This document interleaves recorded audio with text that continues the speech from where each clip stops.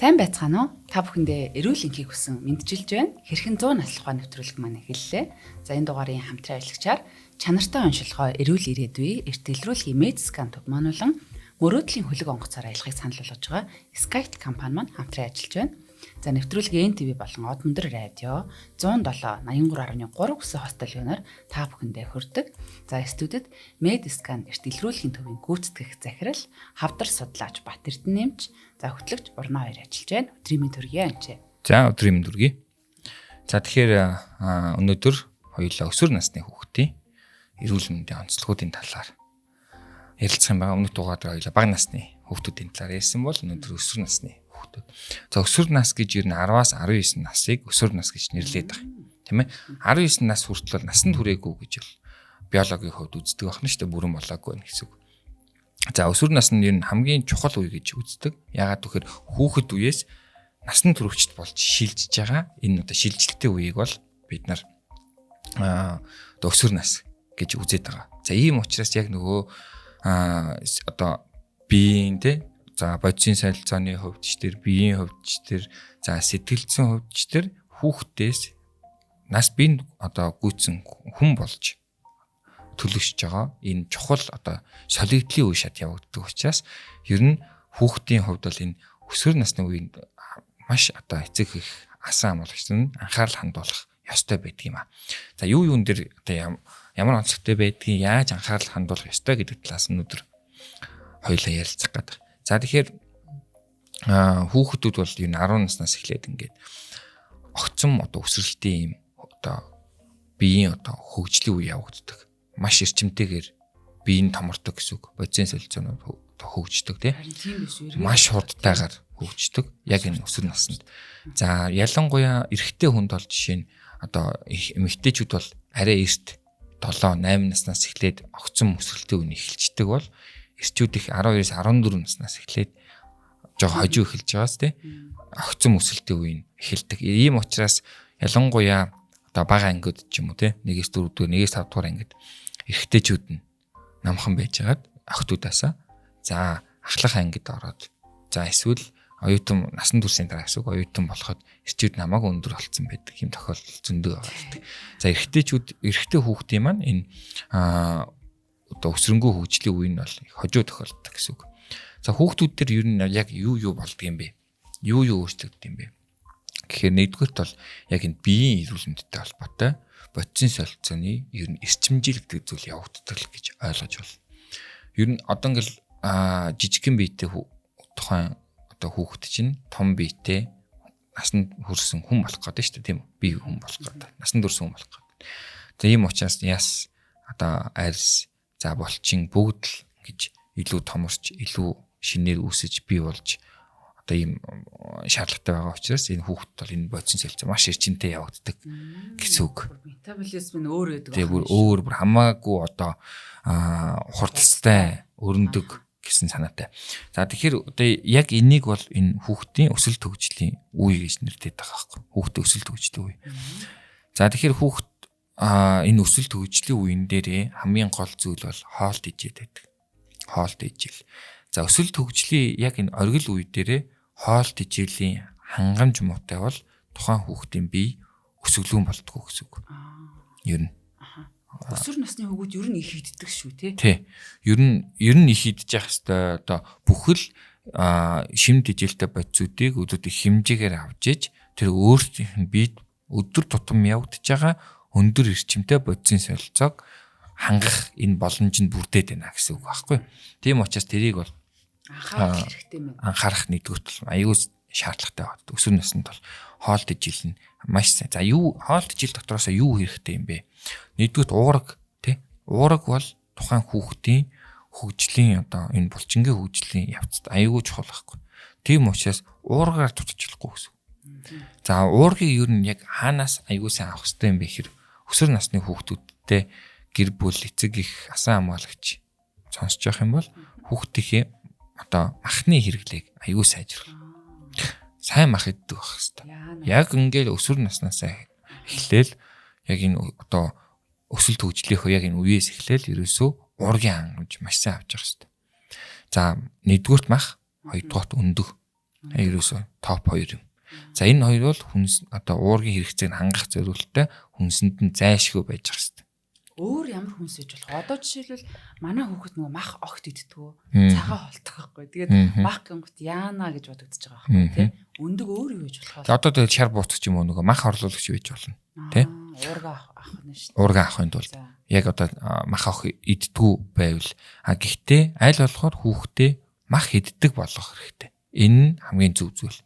Яг л улаан махнаас л хамгийн сайн одоо Монгол хүүхэд бол ялангуяа уургийн хэрэгцээг хангаж авна шүү дээ. Тийм учраас махаа маш сайн авч явах хэрэгтэй. Дээрээс нь одоо мах бол 2 төрлийн маш том ач холбогдолтой. Тэгээ уурга маш сайн авчна. 2 дахь нь төмөр. Одоо яг энэ улаан махан чинь төмөр их агуулгадж байгаа. Тэгэнгүүт яг энэ өсвөр насны өсөлт хөгжлийн үеийн дээр байгаа хүүхдүүдэд төмөр гэдэг эрдэсийн хэрэгцээ маш өндөр байдаг. Тэгээ цус багталтанд орж болохгүй. Цус багталтай байх тусмаа өсөлт хөгжил нь удаашрна л гэсэн үг байхгүй юу? Багасгах гэдэг нь л гэсэн үг. Удаашрахж байх. Одоо хангалттай байхгүй гэдэг. Ийм учраас сайн авч байгаа шүү дээ. Цагаан мах байх тусмаа төмрийн агуулмж багтай гэсэн үг юу? Тэгтээ багт. Ийм учраас яг ингээд 5% малынхаа сахан тий махыг одоо яг өсвөр наснаас нь эхлээд хүүхдэд аягүй сайн идүүлж сургах хэрэгтэй. Мах сайн иддэг байх юм бол тэр хүүхд одоо шимтэж ял буюу уурга аягүй сайн авдаг болж эхэлнэ гэсэн үг байхгүй. За дараагийнх нь юу вэ гэхээр кальц авч явах хэрэгтэй. За кальцаа хүн чинь хаанаас авах юм? Кальц хаанаас авах гэж бодож байна? Ааруул идэгий. Яг зөв. За тэгэхээр сүү цагаан идэ одоо яг юунд хүрэх юм бэ? Хүүхдэд аягүй эрэхтэй гэдэг шүү дээ. Тэнцэнэс чинь хүүхэд кальц хамгийн сайн нөхөж авна. Сүү цагаан идэ сайн одоо хэрэгжилж чаддаггүй байх юм бол хүүхдтэй бага одоо энэ өсвөр наснаас нь эхлээд кальцийн бэлтгэл уулгаж ирэх. Тэгээ одоо орчин үед бол хацсангуу бага наснаас нь эхлээд витамин D-тэй хамт хүүхдүүдтэй кальц өгөөд эхэлсэн баг. Энэ кальцийн одоо хангамж сайн байж ясны үжил зөв явагдана тий шүдний ургалт гэл. Ерөөсө яс бол байнга одоо тэнд өсөж томорж байгаа учраас кальц бол аюул хэрэгтэй бод. Тийм учраас ер нь бол кальцийг тогтмол хэрэглэж явах хэрэгтэй. Та яг хүнсээр сайн авч чадахгүй байгаа гэж дүгнэх юм бол хүүхдэд заавал нэмэлтээр авч уулгаарай. Тогтмол. Ерөөсөө тогтмол гэдэг нь өдөр болгон уудаг юм нэмэлт болох хэрэгтэй гэсэн. Хүнсний нэмэлт байдлаар. За энэ дээрээс яг тодорхойлохгүй болтгоо. Би нөгөө кальцаас бас жоохон эмээгээд байдаг байхгүй. Одоо нэг хойчлт гэдэг юм уу? Ямар нэг юм үүсгэхэд тийм одоо бас хөрөг нөлөөтэй байж магадгүй гэж бодоо. Тун их зүйл мэдээж одоо энэ ямар нэгэн зүйл чи ихтүүл бас хортой байж тарааш дутагдахаа тийм. Тэгэхээр бол таны бодож байгаа тун ихтүүл зөв. Миний хэлж байгаа нэмэлтээр аваарай гэдэг нь хүүхэд бол ер нь 500 мг буюу 0.5 г гэсэн үг. Кальц өдөр тутам авч явах хэрэгтэй байхгүй тэрийг авч чадахгүй бол хүнснээс авж байгаа хангалттай авахгүй байгаа гэж үзэх юм бол юунаас авах хэрэгтэй вэ гэхээр нэмэлтээр авах хэрэгтэй гэсэн. Заавал авах хэрэгтэй. Тэгэхээр 500 мг өдөр тутам хэрэглэх нь бол энэ хүүхдэд тун ихтэн гэдэг одоо юу бол байхгүй. Тэгээ аягүй сайн энийг тогтмол бол хэрэглэж явах хэрэгтэй. За тэр тухайн кальцныхаа шимэгдэлтийг яг сайн байлгахын тулд ялангуяа витамин D-ийг сайн ууж явах хэрэгтэй. Тогтмол тий. Одоо тэгэхгүй бол аль хэдийн судалгаа авсан шүү дээ. Угаасаа ингээл Монголд бол хүүхдүүдийн 90% ингээл витамин D-ийн дутагдaltaй байгаад байна гэл тий. Витамин D хангалттай авч чадахгүй байгаа 90%. Ийм учраас угаасаа витамин D-ийг шууд нэмэлтээр аваад эхэлсэн. Одоо бол ихэнх хүүхд витамин D уудаг хүүхд бол аюу зөөхөн баг гэж бодож байна. Ихэнх одоо хүмүүс бол витамин D уулгаж байгаа хүүхдэд. Тэгэхээр витамин D-г бол тогтмол уулгаарай. Харин тийм билээ. Сая одоо бид нар ч нөгөө медскан дээр очиж үзсэн чинь манай ажилчдын баг ихэнх нь D-гийн дутагдaltaй байж таарад одоо би жишээлбэл гэрт ингээд D-нүүд байж байгаа байхгүй тий. 1000-тай нь байж гин. За 5000-тай энэ нь байж гин. Байгаад байгаа болохоор ч юм уу яагаад ч юм бэ нөгөө нэг алдаг оног яг уудаг байсан. Өөрийгөө D-гийн дутагдaltaй гэж хүмүүс ерөөсө боддгоо юм байлээ шүү. Тэгээд яг тэрийг одоо нөгөө 50,000-тай тунгаар өсрэлтийн том унгаа ингээд аваад ирсэн чинь ядарч мадар хайтайхан болоод эхэлж байгаа байхгүй. Тэгээс хүмүүстэй бол Хүмүүс өөрсдөө мэддэг юм байлээ шүү тэгийн дутагдaltaй гэдгийг. Гэдгийг сануулъя. За тийм учраас одоо авч явах хэрэгтэй. За ер нь хоолны илчлэгийн хувьд бол хоол яснаас хүүхэд бол ер нь нэг 2500-аас 3000 ккал илчлэг өдөрт авч явах хэрэгтэй. За эрэгтэй хүүхэд бол эмэгтэй хүүхэд бол нэг 2200-аас 2400 ккалыг бол өдөрт арай бага эрэгтэй гэсэ авч явах юм нормтой. За одоо ийм мундаг гэр бүлүүд зөндөө болсон шүү дээ. Хоолныхоо илчлэг тооцдог тий. Тооцож чаддаг ийм гэр бүлүүд зөндөө болсон. Хэрэв тийм одоо хүмүүс байх юм бол энэ ккалорыг бодоод үзээрэй. Таны өсвөр насны хүүхэд эрэгтэй хүүхдээ бол өдөрт 2500-аас 3000 ккал гэдэг нь баг дунд чинь насан турш үнэтэй ижлэх хийдэг байгаа гэсэн үг байхгүй. Тэгэхээр тэр хүүхэд бол их жин гэсэн үг шүү дээ. Би энэ нь бол чи хүүхэд байгаа шүү. Тэгэхээр нэ насан турш хүн шиг хэмжээний ккал идэж ийн гэдэг бол өндөр хэмжээний одоо ккалортой илчлэгтэй хоол идэж идэг ийм одоо онцлогтой байгаад байгаа. За хоол тэжээлийн хувьд бол ийм байгаа. За тэгээд дээрэс нь эрүүл мэндийн хувьд бол хамгийн гол юм нь дааврын өөрчлөлт болно тий. За энд чи одоо юу үүсэх юм бэ гэхээр нөгөө бэлгийн дааврууд чинь ажиллаа хийж эхлэв шүү дээ. Бэлгийн одоо ондоошлууд үүсэж эхэлнэ. Эрэгтэй хүмүүс, эмэгтэй хүүхдүүд гэл. Эрэгтэй хүүхдүүд, эмэгтэй хүүхдүүд гэл. За эрэгтэй хүүхд бол тестостероны ялгаралт, эмэгтэй хүүхд эстроген гэдэг эм бэлгийн дааврын ялгаралт ихсэж эхэлнэ. За ингээл эмэгтэй хүүхд чинь эм бэлгийн дааврынхны ялгаралтаас болоод хөхн урган тий. За тэгэл одоо биений юм нэрнэ гэх мэтчлэн. За эрэгтэйчүүд төр бол хоолойн бүдүүрн, сахал үс ургана гэл эрших шинжүүд нь яг бэлгийн дааврын одоо хэмжээнээс болоод эхэлдэг. Бэлгийн даавраас болж одоо тийм болох нь шүү дээ. Доолоо хүртэл тий. Тэгнь. За мөн энэ даавраас болоод одоо энэ бэлгийн даавраас болоод биед нь одоо өөрчлөлт гарч шүү дээ тий. Энэтэй холбоотойгоо сэтгэл зүйд нь бас өөрчлөлт гардаг. Хүүхдүүд дарамт учирдаг тохиолдол их байдаг тий. Одоо ингээл хүүхэд үеэсээ хүн насан турш хүн болох гээд яг энэ шилжилтийн үе явагдаж байгаа учраас яг энэ үед бол энэ дааврын нөлөөнөөс болоод сэтгэл зүйн хувьд бол аюул савлгаатай болж эхэлдэг. За ийм байх юм бол хүүхдтэйгээ одоо илүү их ярилцаж, ойлгуулж тий тэр үеийг даван туулахгүй бол энэ шилжилтийн үе дээр хүүхдийн зан ааш, ерөнхий төлөв, эвдрэх, өөрчлөгдөх тий иймэрхүү болох одоо хандлага бас зөндөө ажиллагддаг гэсэн үг. Наадах ч л их одоо ноцтой асуудал байгаа юм л. Эргэн тойрон жирн харж байхад ихэнх л хүмүүс өсвөр насны хүүхдтэйгээ уучраа олцохгүй байна. Ээж аавгаа янз бүр ямар айлгадаг ч юм уу те ингэ шүү тэгэж шүү гэдэг. Одоо иймэрхүү юм сонсоод тахаар яана миний хүү одоо өсвөр наснд хүрэхээр битээр одоо яаж нэг таардыг бол та тэр гэж бодогдож байгаа чинь. Хамгийн чухал номер 1 зүйл юу юм бэ гэхээр эцэг штэ. Аль хэдийн насанд хүрсэн хүмүүс, тухайн гэрт байгаа насанд хүрсэн хүмүүс тэр хүүхдтэй ярилцаж, тэр хүүхдийг ойлгож тэ энэ шилжилтийн үеийг даван туулахад нь туслах хэрэгтэй байхгүй.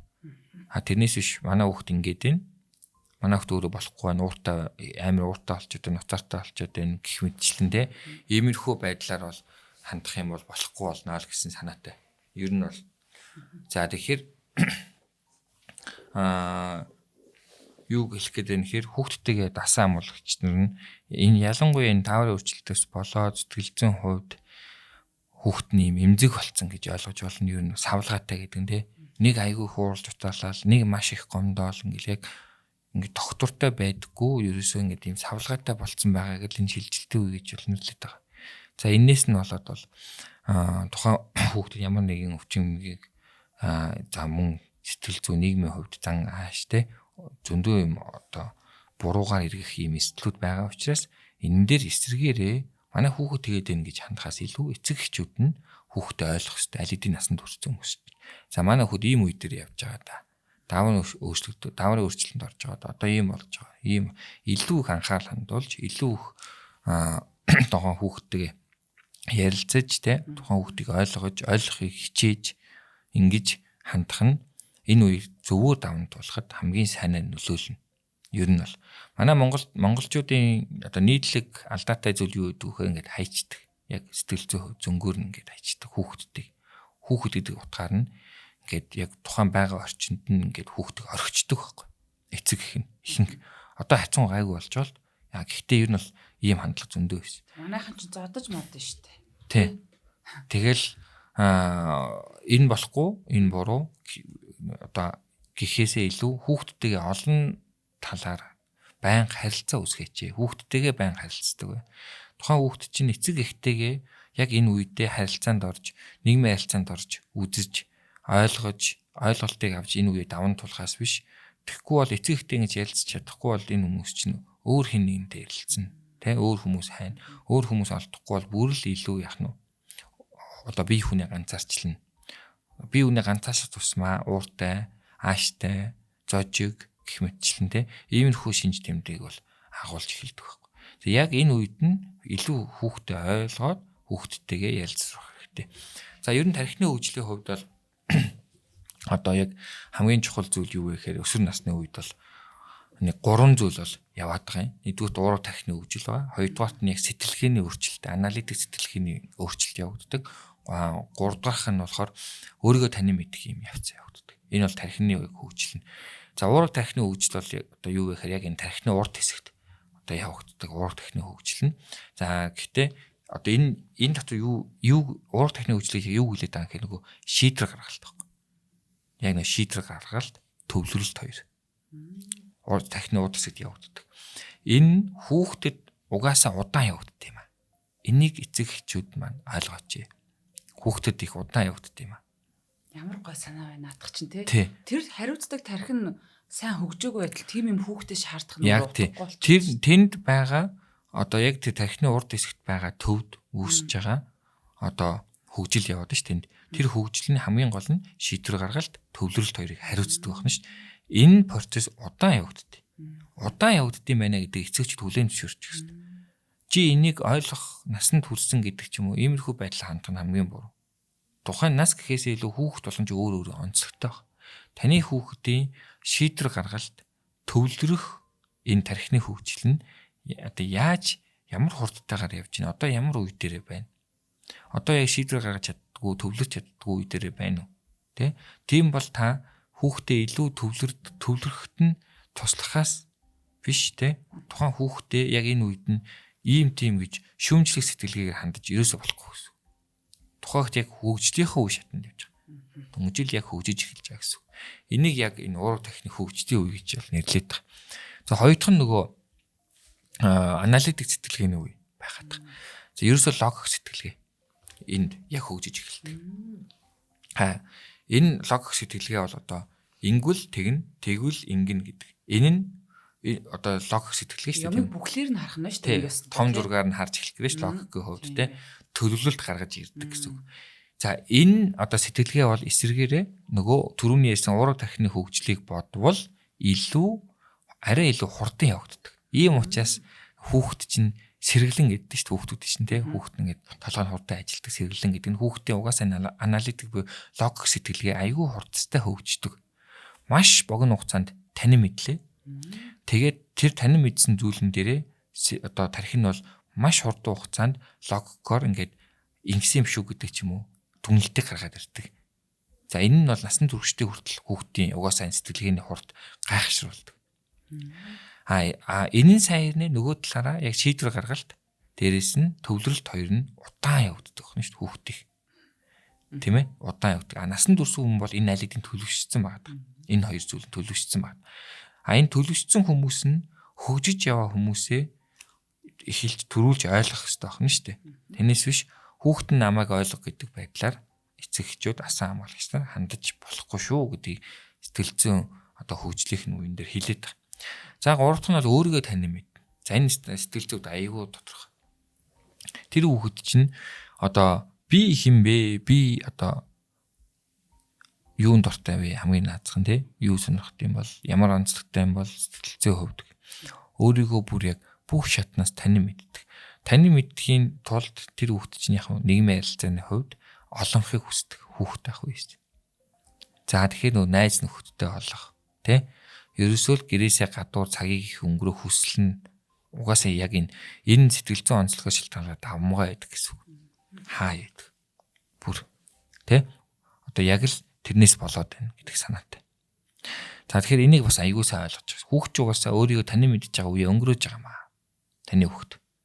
Тийм учраас энэ хүүхдтэй энэ боломжийг аягүй сайн олгож өгөөч. Гэтэ зөвөр тэ зөвөр одоо олгож өгөөч. Цагийг одоо зөв өнгөрөөдөг найз нөхөд ийм community бий болгож өгөөч. Дуртай олон зүйлд явдаг. Шатарт явлаа, жил явлаа, дургу гэж болж тэр хөх дараагийн юмд нь явна. Нэг олон зүйлийг туршиж үзэх боломжоор нь хангаж өгөө. Тэ? Олон хүнтэй танилцах, олон найз нөхөдтэй болох, олон нийгмийн харилцаанд орж суралцдаг, тэ? Тэр харилцаанд орно. Эсвэл яг тэр харилцаанд дунд байгаа хэрнээ тэр харилцаагаа хөндлөнгөөс харж хүүхэд чинь сурч авна. Энийг яг хүүхэд одоо яг энэ өөрийгөө таних үйл явцыг өрнүүлдэг. Одоо ингээл зан аашийн хувьд хүртэл хүүхдүүд чи эцэг эхийг дуурайх магадлал айгүй өндөр өдөө шүү дээ. Тэр нь яг юу хамгийн их одоо шалтгаан юунаас олбоо гэхээр хүүхэд байх үеэс хөндлөнгөөс нь хардаг хөхгүй тэр хүнээ. Тэгээд харсан зүйл нь тэр хүнд шингэж байгаа. Ингээд ижлэхэн зан чанартай болж ирж байна гэсэн үг. Тухайн хүүхэд нь. За ийм одоо гол онцлогтой байгаа. Тэгэхээр гэр бүл бол хүүхдийнхээ хажууд нийгмийн харилцаанд ямар байх уу гэдгийг аягүй сайн ойлгож ухамсарлаж нөө ямар үг хэлэх үү, ямар үг хэлэхгүй байх уу, тэ ямар одоо зан ааш гаргах уу, яах уу гэдэг талаар бол хандж явах хэрэгтэй. За тэгэхгүй бол хүүхд нөө эцэг эхийн төлөө гэж багш нарын хэлдэг үг байдаг. Хүүхэд бол эцэг эхийн төлөө. Гэртээ та бүхэн хүүхэдтэйгээ яаж ярьж чинь хүүхэд яг тэр зан харилцааг өөртөө суулгаад тэгээд тэр зан харилцаагаараа нийгмийн харилцаанд ордог. Ер нь яг гэр бүлийн харилцаа нь ер нь ямар байгаа бэ гэдгээс шалтгаалаад. За энээсээ шалтгаалаад болохоор хүүхдүүд одоо сэтгэл зүйд айгүй олон зүйл тохиолдно. Одоо өөртөө гутрна, бие махбодын хувьд, тэ зөндөө юмны хувьд өөртөө хангалтгүй байна. Өөртөө таалагдахгүй байх байдал маш их. Өөрийнхөө бие физиологийн хувьд за энэ шилжилтийн үе явж байгаа, дааврын өөрчлөлт явж байгаа энэ үе хэцүү байдалд нь за тэгээ дээрээс нь сэтгэл зүйн хувьд за мөн одоо нийгмийн хувьд гэх мэт бүх зүйл нь өөрөө юм хязгаалаад нь өөрийгөө хязгаалах юм эрсдэлтэй байгаа гэсэн хүүхэд. Энэ бүгд хэцүү санагдаж байгаа учраас. Энэ үед эсвэргээрээ одоо эцэгчүүд тэр хүүхдийг яах хэвээр задлж өгөх хэвээр үүрэгт гэсэн үг байна шүү. За энэ чинь хоёулагийн хамтран ажиллагчаад ажиллах цаг болсон байна. Тэгэхээр одоо танай эмнэлгийг танилцуулна. Чанартай оншилгоо эрүүл ирээдүй гэд эрт илрүүлгийн төв маань байгаа тийм. За та энэ талаар танилцуулах уу? За тэгээ манай Медскан эрт илрүүлгийн төв, за онцлогооны төв гэж товчроо ойлгож болно. За дөрвөн төрлийн багц шинжилгээтэй. За мөн компьютер томографийн тодсогчтой шинжилгээ, MRI шинжилгээг одоо онц тодруулах зорилгоор хийдэг ийм одоо эрт илрүүлгийн төв юм аа. За манайх бол натур худалдааны төвийн зүүн талд байрладаг. Өөртөө 3 давхар байртай, нэг 20 орчим машины зогсоолтой ийм одоо эрт илрүүлгийн төв байгаа. За манай төв бол MRI, компьютер томограф, эрентген, одоо хиймэл оюун ухаанс суурилсан эхо, ясны сэржилт, нүдний иж бүр үзлэг гэх мэт 9 төрлийн тоног төхөөрөмжөөс бүрдсэн 20 гаруй эмч болон одоо эмнэлгийн ажилтнуудаас бүрдсэн ийм хамт олон бол үйл ажиллагаа явуулж байгаа. Бид нар яг аль биесээ үйл ажиллагаа явуулаад 6 дахь сард орж байна. За тэгэхээр хүмүүс маань одоо юуг би зөвлөмөр байгаа вэ гэхээр хүүхэд байхаас нь биеэ үзүүлж сургах юм дадалд үзүүлэх хэрэгтэй. Тэ хүний биологийн эмнэлэл бол жилд нэг удаа явагдаж байгаа шүү дээ. Тэгэхээр жил болгон нэг удаа биеэ үзүүлээд таны биеийн байдал ямар байгаа юм, юу нь сайн байгаа, юу нь муу байгаа юм гэдгийг ингээд онцлоод явж явах хэрэгтэй. Энэ дадлыг бид нар хүүхэд үеэс нь суулгах хэрэгтэй юм. Хүнд биеэ яг ингээд хотод үзүүлчихдэг. Тэгэхгүй болохоор машины дадлыг суулгачаад идэв. Одоо айлгий болгоно машинт. Тэгэл машинтай хэмжээ онцлогоонд орно, тос маслаас өлүүлнэ, өвлийн дугуй, 100 100-ны дугуй гэл бүх сервисээ хийлгэн. Эний чинь хүүхэд нь хараад өсөж байгаа шүү дээ, тий. Тийм учраас насан туршид яг энийгээд үргэлжлүүлээд явна энэ дадлаа. Асуудалгүй. Одоо яг энэ шиг би юуг өөрөөлөл байгаа юм хэрэг бүгдээрээ биендээ ингэж анхаардаг болъё. Машинтай анхаардаг шиг. Бие үзүүлдэг болооч гэсэн. За манай онцлогын төв бол 10-аас дээш насны хүүхдэд зориулсан энгийн багц гэдэг багцтай. За энэ багц маань бол ер нь хүүхдийн одоо бүхэл өвчлөлтийг одоо илүү таны хүүхдийн бие физиологийн байдлыг тодорхой болгох ийм одоо багцлал байна. За манай эмнэлгийн мэдээллийг хаанаас авах вэ гэхээр Медскан CGM гэдэг манай вебсайтаас авч болно. Медскан гэдэг манай одоо Facebook пэйж хуудас байгаа. За мөн манай утасны дугаар 77 77 22 21 гэдэг манай утасны дугаар байна. За энэ холбогдох зэвүүд манайхан холбогдоод манай эмнэлгийг сонирхож үзээрэй гэж сонсогчтой хэлмээр. Бүх зүйл нь цааш нэстэ гоё газар байлээ. Баялаа. Тэгээ одоо нөгөө хүүхэд эцэг эхийн толь гэсэн дээр бид нар чи угаасаа нөгөө толинд харихтай амтан одоо би яг өөр дөрөө аюу сайн мэдэрдэг байхгүй. Одоо манай найз жишээлбэл чи ийм үг бити ашиглаарай эфирээр гэж надад хэлэх юм бол би тэрийг яаж игээл ашиглацдаг заяа. Зааны тухай битгий боддохоор хүн нөгөө зан боддог гэдэг шиг. Тэгээд одоо юу гэдэг ингээд дэл сул бичлэг огт үцгээ болцсон. Тэгээ офс дээр яригдаж байгаа бүх яриа ингээд мэд чихрүү орж идэг. Тэг яаж игээд би тэрийг ингээд заавал хэрэгжилчээд идэг. Хэрэглэхгүй юм шүү гэж бодох тусам хэрэглэх гээд идэг тий. Тэгээд одоо яг л нөгөө нэг толин гэдэг чинь бид нар чи яг ингэж байгаа юм а шууд өөрлөгөө ингэж порлон шиг шингээж идэг гэдэг юмдыг яг эмчийнхаа яриан дээр бас тодтоход хэлж байгаа юм. Тэгээд бас яг хүүхдийнхаа хажууд тэ ямар байх уу нэг хэл үг болгон бас энд хамаарч л идэг тэ. Яг тийм учраас энд аюу сан анхаарч байгаа хэрэгтэй байхгүй хүүхдэд ерөөсөө үгнээс илүү үйлдэлүүд тэ ямар үйлдэл гаргаж ийн хүүхдтэй гэхээс илүү тий яг тэр хандлага нь яг гэртээ байхдаа гэр бүл эцэг их ямар хандлага гаргаж ийн яаж ийн ийж ийн гэдгээс шалтгаалаад нөгөө хүүхдийн чинь төлөвшөх гэдэг үйл явцын түрүүнд ярьсан шүү дээ ингэ тогтож байгаа. Тэр нь яг одоо тэр тогтож байгаа явцад таны байгаа хандлага, таны байгаа үйлдэл, таны хэлж байгаа үг суудаг юм шүү. Энийг аягуулсаа ойлгож аваарай. Тэ?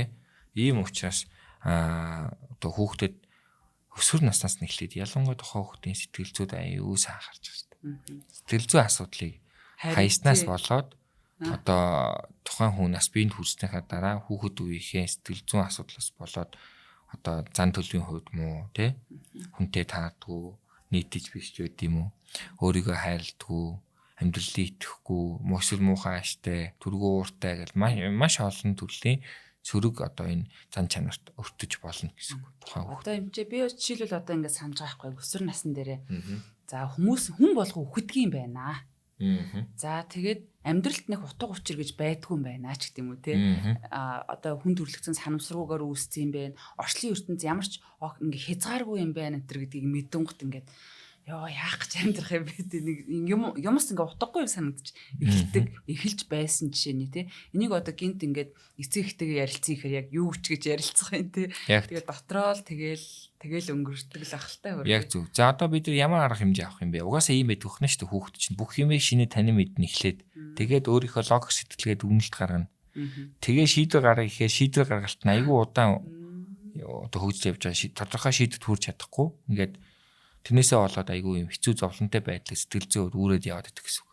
За тэгэхээр хүүхэд одоо ямар арга хэмжээ авах юм бэ гэхээр яг энэ үед л хүүхдэд чинь академик боловсрол хэрэг болдог юм шин. Яагаад хүүхэд үед нь сургаад байгаа юм хүнийг ер нь.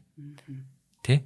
Тэгэхээр академик боловсрол чинь хүүхдэд яг тэр бүх зүйлийг танин мэдэх гэж байгаа, өөрийгөө танин мэдж олж авах гэж байгаа энэ үед нь академик боловсрол чинь буюу ерөнхий боловсрол бидний энэ яг одоо хамгийн гол түлхэц хамгийн гол хамгийн гол нийгэм шиг чадвар болж өгдөг. За нөгөө талаараа хүүхэд нь хинтээж ярилцахгүй бол одоо орчин үед бол хүүхэд яах вэ гэхээр ярилцах хүмүүс сошиал дээр байна те энэ тэмдгүү байна. Хүүхэд бол ерөөсөө болохгүй байгаа бүх зүйлүүдийг харж өсөж ийм ер нь бүх юм ийм байд юм байна гэдэг ч юм уу. Юмхүү буруу ойлголт, буруу хандлагт хүрч өсөх нэг одоо харилцааны хувьд ийм доголдолтой болж болно. Ер нь бол одоогийн байдлаар. Тийм учраас миний хувьд хэлэхэд бол хүүхдээ айлах багаас нь одоо сошиалыг хязгаарлаж чадахгүй яг битээ хязгаалаарай. Эсвэргээрээ зөвөр ойлгуулж хэрэглүүлдэг байх хэрэгтэй. Ер нь бол яг тухайн насны хүүхдэд юу сонирхож байгаа зүйлүүдийг оруулаад те. За гэх юм яг ингээд зөвөр нийгэмшүүлэхгүй бол хүүхд чи одоо орчин үед бол бүр болохгүй эцэг их мэх хэрэггүй шүү дээ. Ерөөс ямар ч харилцаа өсөхгүй. Ингээл тэр сошиал виртуал ертөнцид байхыг тэр хүүхдэд илүүд үзнэ. Яа тэгэхээр тэр ертөнцийн тэр хүүхдийг илүү халамжлаад байгаа юм шиг, илүү хайрлаад байгаа юм шиг мэдрэмж өгöd байгаа. Тийм учраас тэр нь татагдаад байдаг. За энэний муу жишээ бол хор зуршил байхгүй. Бүх зүйлийг таны мэдж байгаа. Бүх зүйл гэдэг сайн зүйл байгаа, муу зүйл байгаа. Муу зүйлэн дотор юу ах вэ? Тамхи, архитэй, мансуурлах бодис одоо юу гэдэг. За энэ зүйлүүдийг ингээд хүүхэд туршиж үзэх сэтэл хүүхэд үед ялангуяа өсвөр наснд айгүй өндөр байна. Тамхитад үзчихсэн тий. Аав нь тамхитдаг бол айгүй гой харагдана. Хүүхдэд. Хэдэж муухай харагдахгүй шүү. Хүүхдэд гой харагддаг яг цаана. Яг тэр татж байгаа хэлбэр. Утаа аав нь ингээл тамхитад давшаал утаа гаргаж байгаа. Тийм юм байна. За энэс болоод хүүхэд тамхин дуртай болох, тамхи татж үзэх те.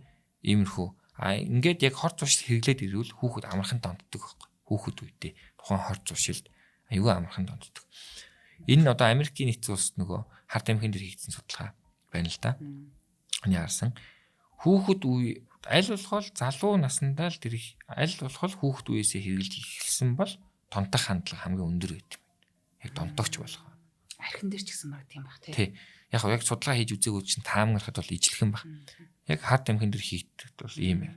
Тийм учраас асан хамгаалагч нар яг энэ бие хүн төлөвшөж байгаа өсвөр насны үеийн хүүхдийг аль болохоор чадах чинээгээрээ хор зуршлаас холоор ангид байлгаж байгаа юм. Ийм байхын тулд нийтүүд өөртөөсөө эхэлнэ. Хүмүүс нь өөртөө тухайн хүүхдийн хажууд хор зуршил гэдэг бол хэрэгэлдэггүй тий. Одоо энэ одоо юу гэмдэ хэвийн зүйл гэж ойлгох ёсгүй гэсэн. Хэвийн зүйл гэдээ ойлгочвол хүүхд хэрэглэнэ. Харин яг таныг хэлсэн чи бас бодож л ялаа нөгөө өвөө багт ингээл тамхи хамхаа татаа сууж явах нэг гоё өгдөг байж лээ. Тий. Тэгэхээр яг одоо тэр зүйл нь тухайн хүүхдийн ингээд өсөж хөгжиж байгаа талд ухамсарт нь ингээд суугаад ингээд цаашид донтогч болох илүү ингээд магадлалыг үүсгэж байдаг юм байна гэсэн үг. За юм чи хоёлаа нэвтрүүлгийнхаа хамтран ажиллагчийг танилцуулаад өргөжлүүлээ. Тэгэхээр Skytel компани маань өнөөдрийн дугаарыг маань явах боломжийг бас олгож ивент итгэж хамтарч ажиллаж байна. Тэгээд мөрөөдлийн хөлөг онгоцоор аялах одоо азар аялах юм боломж бас бид бүхэнд байна. Тэгэхээр та бүхэн маань Skytel-ийн шинэ дугаар авсан тохиолдолд эсвэл энэ дата багц авах, дижитал картаар дансаа цэнэглэх, одоогийн багцаа ахиулах зэрэг үйлчилгээг ашиглаад энэ мөрөөдлийн хөлөг онгоцоор аялах 3 хосын нэг болохоос гадна энэ дижитал бэлгүүдийн эзэн болох боломжтой юм байна. За урьдчилан төлбөрт үйлчлэгээний хэрэглэгчид маань болохоор 11,000 төгрөг, 14,000, 21,000 төгрөгийн картаар дансаа цэнэглээд мөрөөдлийн хөлөг онгоцоор аялах эрхээс гадна сар бүр тодруулах iPhone 16 гар утасны эзэн болох боломжтой гэж байна. Одоо би бол жишээ нь Skytel-ийн хэрэглэгч байхгүй. Тэгэхээр нэг 7,000-аар юм уу 10,000-аар дансаа цэнгэлж байсны оронд одоо энэ 14,000-аар ч юм уу сонгоод тэгээд одоо нэмэх сар болгон бас утасны эзэн шалгаруулна гэхээр юмий гэж үү. Тийм шүү дээ. Сар болгон гэсэн жилд 12 утас гэсэн үг шүү дээ. Тий. Хасаа маань бол бас энэ мөрөөдлийн хөлөг онгоцоор караша авч яваа. Тэгээд ийм хол газрын арал дээр очичоор нөгөө охин ингээд өөр юу ч хийж чадахгүй ингээд хасааг л бараадах ингээд тийм байна тийм. Тэгж найрах бас төлөвлөгөөтэй байгаа. Бас сонирхолтой гэдэг шиг. Тийм манай компьютер электрон жолын маань одоо хэцүү өсөл авах нэ. Тэгээд одоо ялагчийн маань 4-р сарын 30, 5-р сарын 30, 6-р сарын 30-ны өдөр тус сошиал хуудасаараа шууд ингэж тодруулаад явах юм байна. Та бүхэн бас Skytel-ийг дагаад аваарай. 1815 15 15 15 гэсэн одоо утсуудаар та бүхэн дэлгэрэнгүй мэдээллийг авч болно. За баярлалаа. За баярлалаа. Спонсор байгууллагуудаа үргэлж одоо шинжлэх ухааныг түгээхэд хамгийн том хувь нэмэр оруулж байгаа тийм манай спонсорууд алтан гишүүдтэй бүгдээрэнд нь баярлалаа гэж хэлмээр байна. За өнөөдрийн студийн төгсгөлд нь эцэг эхчүүдэд зөвлөсөн эмч хүний хувьд багахан зөвлөгөө хэрэгтэй. Нэгдүгээрт бол хоолт ижилийн хувьд маш сайн анхаарч явах хэрэгтэй байх нь. Хүүхдэд бол аль болохоор улаан мах сайдуулж явах хэрэгтэй. За одоо хоёрт нь хүүхдэд өөх хийдвэл өсвөр наснаас. Энэ идэт байгаа өөх чинь тухайн хүүхдийн яг энэ уурга тархины хөгжилд хамгийн сайн нь л өсвөр наснаас нөхөө багаас нөхөө. Өсвөр наснаас нь эхлээд бүрээ. Тэгээ багаас нь шахаас нь яг 10 настайгаас нь эхлээд хүүхдээ махан дуртай болохоос гадна яг өөх сайдвал. Ямар өөх? Яг одоо эрүүл өөхнүүд гэх юм уу одоо яг хоньны сүүл юм уу? Хоньны тий яг тампны тэгээд дээрээс загсны тос тий. Загсны тос гэх мэтчил омега 3 ч үт юм. Энэ бол яг нөгөө хүүхдийн тархины хөгжилд аягүй сайн л бол. Өөх идүүл сургана. Хүүхдтэй. Ихэнх хүүхдүүд өөх иддэг одоо орчууд ажиллагдаад байгаа хөөхгүй. Өөх аялагдаг тий. Энэ өстой буруу. Ястай сайхан өөхөнд дурлал хүүхдтэй. Энэ бол тухайн хүүхдийн тархины хөгжил аягүй сайн шүү. Хоолт ижилийн хувьд. За ингээд гол нь дадлын үсэг гэр бүлэрээ яг сайхан хоолтдог. Тэгээ өглөө осоод юм иддэг, өдөр юм иддэг, орой юм иддэг. Идж байгаа юмнууд нь хүүхдийг шимт ижил зориулсан махтай. За эдэс бодис буюу витамин эдэс бодисоо сайн авахын тулд ногоо тий хүнсний ногоор баялаг ийм зүйлүүд аягүй сайн идэж явах хэрэгтэй. За мөн одоо төмөд тусгаас болоод хүүхдүүд цус багталт ихээр бас явуулчих гадаг. Ийм учраас шинжилгээүүд төмөд дутагдaltaй бол төмрөө баялаг хоол хүнсийг илүү төлөх үү. одоо хүнсэндээ хэрэгэлдэг ч юм. Хоолн дээр нь яг ингээд аягүй сайн анхаарч байгаа. За сэтгэл зүйн хувьд нь бол энэ зөндөө ярьлаа. Хамгийн гол нь юу гэхээр хүүхдээ ойлгохыг хичээх, шүмжлэхийг бүр ингээд ойлгох хэрэгтэй. Хүүхдийг шүмжилж ерөөсөө болохгүй. Тэр хүүхд чинь юу ч буруу хийсэн окей. Буруу хийх эрхтэй үе дээр явж байгаа байхгүй. Угаасаа. Яг энэ үе нь байх нь шүү дээ. Тийм учраас шүүмжлэх гэдэг зүйлийг хязгаарлах 100%. Эсвэргээрээ хүүхдээ ойлгох талаас нь хандах. Хүүхдээ ойлгож сэтгэл зүй. За хоёрдугаарх нь аль болохоор ийм нөгөө эерэг байх. Тэ? Ичүүр сөрөг энэ одоо бодлоод ойлголт төрж байгаа угаасаа төрж байгаа тэр хүүхдэд. Батг гарна, батг шин. За ингээл нөгөө саний ясан бэлгийн божилт гарна. За ингээд нийгмийн айлцаанд орж ирсэнээс болоод сэтгэл зүйн хувьд олон өөрчлөлт гарна. Тэ? Өөрийгөө байнга дутуугаар үнэлнэ, муухайгаар үнэлнэ. За энэ үед нь дандаа хүүхдэд эергээр тайлбарлах энэ бүх зүйлийг эерэг хандлага хүүхдэд төлөвшүүлэх хэрэгтэй. Тэгээд дандаа эерэг дүрмтэй. Манайхан ч сөрөг дүрмтэй. Тэгвэл задна, ингүүл задна. Харин тэгвэл ингэж шийдэх нь баг дээр хашраах энэ гэсэн. Тэгвэл ингэж шийдэх нь тэгвэл ингэн гэдэг байдлаар хүмүүжүүлэхээс буруу. Эсвэргээрээ эергээр ямар гоё. Эргэр гэдэг нь за чи энэ дээр ингээд ийм амжилт үзүүлвэл тэ чамд хоёлаа чиний энийг хийж өгье. Тэ би чамтай хамт зугаалъя гэдэг ч юм уу дөө жишээ нь тэ хүүхдтэй эерэг ийм челленжүүдийг үүсгэж одоо харилцах нь илүү хүүхдийн сэтгэл зүй төлөвшөл айгүй сайн байд юм гэсэн. За тэгэд одоо хүүхдтэй орчин тойронд айгүй сайн одоо гэртээ хориолж болохгүй гэсэн. Хязгаарамж болчихно. Хүүхдийн хөгжиж байгаа логик сэтгэлгээ хязгаарлаж болохгүй. Тэлэгдэх боломжоор нь бүрдүүл олон янзын community, олон янзын хамт олонд оруулж хүүхдээ ингэж нийгмийн хувьд сайжруул, нийгмийн хувьд ингэж сайжирснаар дагаад сэтгэлгээний хувьд аюу сайжирдаг байна шүү хүүхд. Юмыг олон талаас хардаг болно. Логик сэтгэлгээ илүү сайн задарч өгнө гэх мэтчлээ. За ингээд сүлд нь бол хамгийн гол зүйл нь юу вэ гэхээр хүүхэд бол эцэг эхийн тул шүү. Ийм учраас одоо гэр бүлүүд маань одоо гэр бүлийнхээ харилцаан дээр хүүхэд байгаа үед яаж харилцах уу гэдэг дээр биеинд ямар үг хэлэх үү, ямар үйлдэл гаргах уу, ямар хандлага гаргах уу гэдэг дээр аюу сайн анхаарч явах хэрэгтэй. Сүлд нэм чинь дахиад нэг удаа зөвлөмөр байна. Занг өнөөдрийн нэвтрүүлэг бол энэ үед өндөрлөж байна. Таны сонсогч нартай бол баярлалаа. Тэгээ маш гоё одоо хүүхдтэйгээ хайраар ив ээер харьцах хүн болгоны мэддэг юм шиг хэрнээ үүнийг бас сануулж хэлсэн юм чтэй маш баярлалаа. Маш их таалагдлаа. Тэгээ манайхаа яагаад гэвэл хүүхдтэй аягуулж энэ ширүүн харьцах юм үзүүлэх энтер гэж мэгж одоо тим имийг аягуулх яриад идэх ингээ миний сэтгэлийг аяг хөвгддөг. Яагаад гэвэл манай энэ Монголын нийгмийн орчин угаасаа л одоо тэр хүүхчин сургуульд ороод юм сурах гэж одоо гадуурх ялгарлан гадуурх гүйлэдэх гэж маш олон хэцүү зүйл тэртээ тэргүй тэр хүүхдэд тулж яхад төрсөн эцэг ихэн тэр хүүхдтэй муухай ширүүн ч юм уу те хатуурхаж хандаад яах юм бэ ер нь хоёрдугаарч ер нь хизээч өгөхэй гэлээ гэдэг. За баярлалаа. Нэвтрүүлгийн маань хамтран ажиллагчаар чанартай онцлогоо эрүүл ирээдүйн эртэлрүүл хэмээцгэн болон мөрөөдлийн хөлөг онгоцоор аялахыг санал болгож байгаа Skytel компани маань хамтран ажиллаа. Нэвтрүүлэг NTV Од Мөндөр радио 107 83.3 гэсэн остолгоноор та бүхэндээ хүрэлээ. Хамтаа байсан үзэг сонсогч алтан гишүүд та бүхэндээ их баярлалаа. Эмчтэй маш их баярлалаа. Дараагийн дугаараар уулзъя.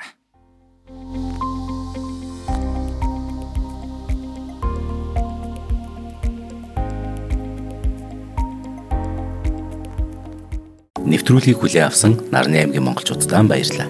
Од Мөндөр суваг энэ мэтлэн танин мэдхүн 1000 хөтөлбөрийг 2025 оны 7 сарын 1 хүртэл та бүхэнд хүргэх юм. Их хэлээрээ шинжлэх ухаан танин мэдхүг түгээхийн үйлсэд та нэгтгэх хүсвэл бидэнд таньд өгөх боломжтой. Нэг нэвтрүүлгийг 100 төгрөгөөр буюу 1000 нэвтрүүлгийг 100,000 төгрөгөөр үнэлээд та биднийг дэмжээрэй. Жилдээ ганцхан удаа 100,000 төгрөгөөр дэмжснээр шинжлэх ухаан танин мэдхүг түгээх энэ үйл хэрэг таны оролцоотойгоор амжилттай үргэлжлэх юм а. Зандан хүү миний нэр дээрх голомт банкны данс байгаа. 30 15 15 942 30 15 15 942. Та 100,000 төгрөгөөр шилжүүлэхдээ гүйлгээний утга дээр нь өөрийн нэр болон утасны дугаараа заавал бичээрэй. 100,000 төгрөг хандвалснаар Од Мөндөр сувгийн алтан гишүүн болох юм. Шинжлэх ухаан танин мэдхүй Монголд ялах болтугай.